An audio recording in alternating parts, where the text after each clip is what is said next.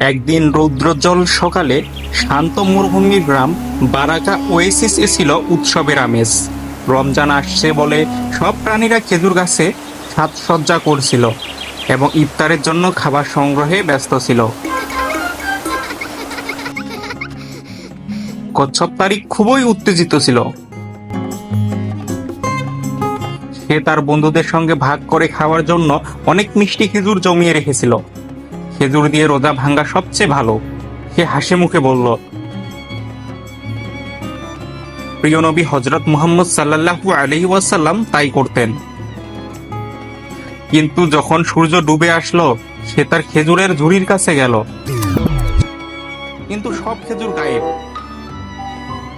আহা, এটা কি হলো? সে কেঁদে উঠল। কেউ হয়তো নিয়ে গেছে। তবুও তারিক রাগ করেনি। সে শান্তভাবে দোয়া করল, হয়তো কেউ ক্ষুধার্ত ছিল। আল্লাহ নিশ্চয়ই আমাকে সাহায্য করবেন, ইনশাআল্লাহ।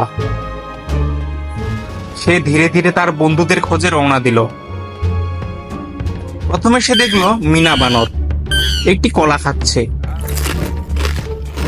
তুমি কি আমার খেজুরগুলো দেখেছো মিনা? মিনা মাথা চুলকে বলল, না, তবে আমি দেখেছি ফাতিন শিয়াল গাছের আড়ালে লুকিয়েছিল। জাযাকাল্লাহ খাইর বলে তারিক এগিয়ে গেল।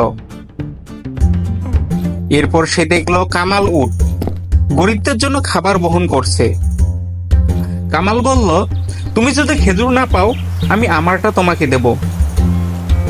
তারিক হাসলো, ধন্যবাদ ভাই, আল্লাহ তোমাকে পুরস্কৃত করুন। শেষে তারিক খুঁজে পেল ফাতিন শিয়ালকে একটা ঝোপের পেছনে, আর তার ঝুড়ি সেখানেই।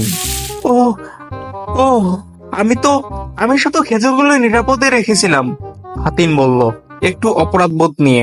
তারিক চেঁচালো না, সে ধীরে বলল, ফাতিন, অন্যের জিনিস চুপি চুপি নেওয়া ঠিক না। রমজান মাস চলছে, তুমি ক্ষুধার্ত ছিলে, তাহলে বলতে পারতে। ফাতিন মাথা নিচু করে বলল, আমি দুঃখিত তারিক, আমি ক্ষুধার্ত ছিলাম এবং লজ্জা পাচ্ছিলাম।